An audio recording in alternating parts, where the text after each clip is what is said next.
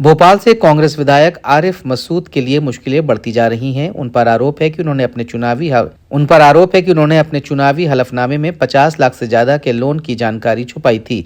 इस मामले में हाईकोर्ट ने लोन दस्तावेजों को जांच में सही पाया, जबकि आरिफ मसूद ने लोन दस्तावेजों को फर्जी होने की दलील दी थी। भाजपा प्रत्याशी ध्रुव नारायण सिंह ने मसूद का निर्वाचन शून्य करवाने के लिए याचिका दायर की थी। हाईकोर्ट ने मामले पर अगली सुनवाई के लिए 3 जनवरी की तारीख तय की है। माननीय न्यायालय ने गवाहों के बयान लिए, परीक्षण किया गया। उसके बाद आज अंतिम तर्क के लिए नियत था।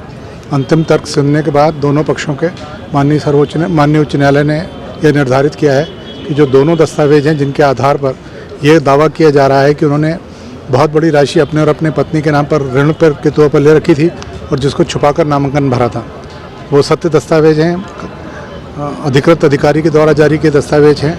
और माननीय सर्वोच्च उच्च न्यायालय ने यह भी निर्धारित किया है कि जो आपत्तियां उठाई जा रही हैं पूर्व में निर्धारित हो चुकी हैं, अब उसमें नए सिरे से विचार करने की आवश्यकता नहीं है और उनके आवेदन को और उनकी उठाई गई आपत्ति को निरस्त कर दिया है।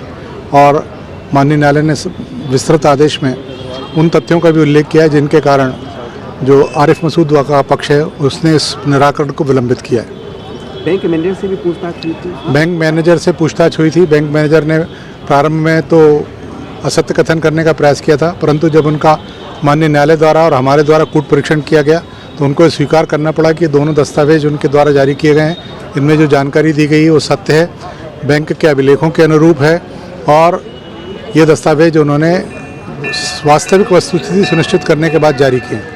इन सारी गवाही को ध्यान में रखते हुए उसका पाठन करने के बाद माननीय न्यायालय ने ये होल्ड कर दिया है कि ये जो दस्तावेज हैं वो उनके जो व्यापारिक उपक्रम है उसके अंतर्गत जारी किए गए, सक्षम व्यक्ति ने जारी किए गए और रिकॉर्ड के अनुरूप हैं, तो उनको कतई भी कूटरचित नहीं माना जा सकता। तो सर इसमें क्या इनकी विधायकी खतरे में जा सकती है? विधायकी क्या अगर प्रकरण में अंतिम में ये तय पाया गया और ये निर्धारित होता है कि इनने जानबूझकर जो इनके खिलाफ बहुत बड़ी मात्रा में ऋण राशि और एनपी अकाउंट हैं इनके और इनकी पत्नी के नाम पर आरिफ मसूद साहब के, तो निश्चित तौर पर ये करप्ट प्रैक्टिस के दोषी ठहराए जाएंगे और तदनुसार फिर इनकी विधायकी जाएगी।